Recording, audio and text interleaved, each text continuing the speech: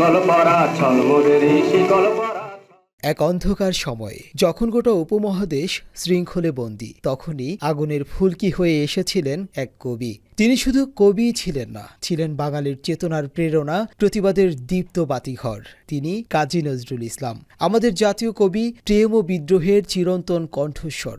আজ তার ১২৬তম জন্মজয়ন্তী। প্রথমবারের মতো জাতীয় কবির জন্মজয়ন্তী রাষ্ট্রীয়ভাবে উদযাপন হচ্ছে। এই গৌরবময় মুহূর্তে সারা দেশের মানুষ গভীর শ্রদ্ধা আর ভালোবাসায় স্মরণ করছে তাকে।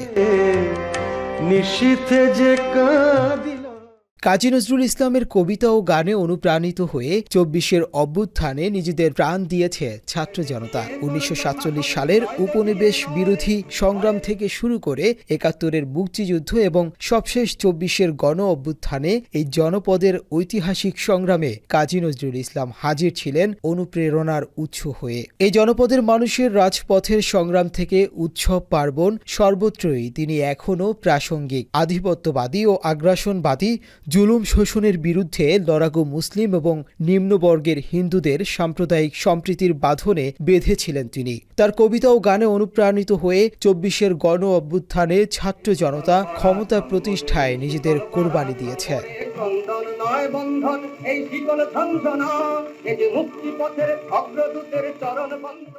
১৩০৬ বঙ্গাব্দের ১১ই জ্যৈষ্ঠ ভারতের পশ্চিমবঙ্গের চুরুলিয়া গ্রামের একটি দরিদ্র পরিবারে জন্ম নিল এক শিশু। নাম রাখা হলো নজরুল। বাবা ছিলেন মসজিদের ইমাম। ছোট নজরুল মক্তবে পড়া শুরু করলেন, কিন্তু বাবার মৃত্যুর পর সংসারের দায়িত্ব কাঁধে নিতে হলো। মাত্র ১০ বছর বয়সে রুটির দোকানে কাজ করা শুরু করলেন, কখনো মুয়াজ্জিন, কখনো মাজারের খাদেম। তরুণ বয়সে সেনাবাহিনীতে যোগ দিয়ে যুদ্ধে অংশ নিলেন। পরে সাংবাদিকতা, রাজনীতি সবকিছুর ভেতর দিয়েই সাহিত্য চর্চা চলতে থাকলো।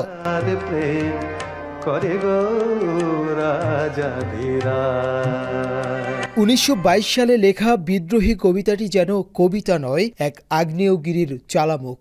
অন্যায়ের বিরুদ্ধে কবি ছিলেন অপ্রতিরোধ্য। তিনি ঘোষণা করেছিলেন, আমি ত্রাস সঞ্চারী ভুবনে সহসা সঞ্চারী ভূমিকম্প, ধরি বাসুকির ফনা ঝাপটি, ধরি স্বর্গীয় দূত জিব্রাইলের আগুনের পাখা সাপটি। এই কবিতা শুধু কাগজে লেখা শব্দ নয়, ছিল প্রতিবাদের এক প্রবল বজ্রনীনাদ। কামাল পাশা কবিতায় নজরুল দেখিয়েছেন আন্তর্জাতিক রাজনীতির প্রখর উপলব্ধি। নজরুলের গান বর্ণিল বাংলা সঙ্গীতের বিপুল ভাণ্ডার। কবিতার পাশাপাশি নজরুল ছিলেন সঙ্গীত স্রষ্টা। তার গান গেয়েই বাংলার মানুষ খুঁজে পেয়েছে প্রেম, বিরহ, প্রতিবাদ আর আত্মমর্যাদার চেতনা। প্রায় ৩৫০০-এরও বেশি গান রচনা করেছেন তিনি। ইসলামী সঙ্গীত, দেশত্ববোধক গান, রাগাশ্রয়ী গান, সব ক্ষেত্রেই নজরুল ছিলেন ব্যতিক্রম।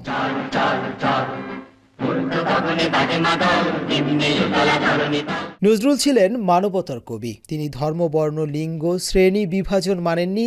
নারীর অধিকারের পক্ষে ছিলেন সোচ্চার। সাম্প্রদায়িকতা তার কাছে ছিল ঘৃণার বিষয়। তার ধর্ম নয়, ধর্মের নামে ভণ্ডামির বিরুদ্ধেই ছিল লড়াই। দুর্গমগিরি কান্তার মরুদুস্তর পারাবার, লঙ্ঘিতে হবে রাত্রি নিশীথে যাত্রীরা হুঁশিয়ার। নিজের লেখনী দিয়ে একাধিকবার কারাগারে যেতে হয়েছে তাকে। সেখান থেকেই তিনি লিখেছিলেন রাজবন্দির জবানবন্দি। কিন্তু বারে বারে আঘাত পেলেও থেমে যাননি। এগিয়ে গেছেন সাহসের সঙ্গে, বজ্রকণ্ঠে। ১৯৪২ সালে নজরুল হারিয়ে ফেলেন বাকশক্তি ও মানসিক ভারসাম্য।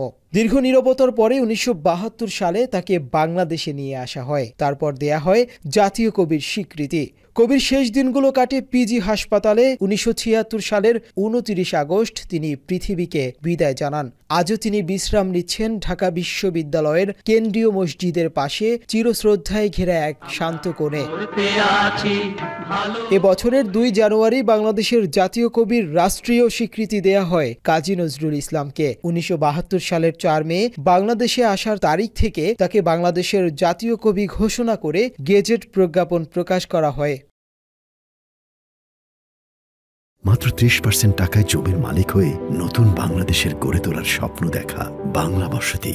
এবারের জন্মজয়ন্তীতে ৩ দিন ব্যাপী আয়োজন করেছে সংস্কৃতি বিষয়ক মন্ত্রণালয়। প্রতিপাদ্য ২৪-এর গণ অভ্যুত্থান কাজী নজরুলের উত্তরাধিকার। থাকবে আলোচনা, আবৃত্তি, গান, নাটক, নৃত্য সব মিলিয়ে এক মনোজ্ঞ সাংস্কৃতিক উৎসব। এছাড়া নজরুল বিশ্ববিদ্যালয় ও ময়মনসিংহের ত্রিশালেও আয়োজন করা হয়েছে উৎসবের। বাংলা একাডেমি আয়োজন করেছে সেমিনার ও শ্রদ্ধাঞ্জলি অনুষ্ঠান। ছায়ানট আয়োজন করেছে 2 দিনব্যাপী নজরুল উৎসব।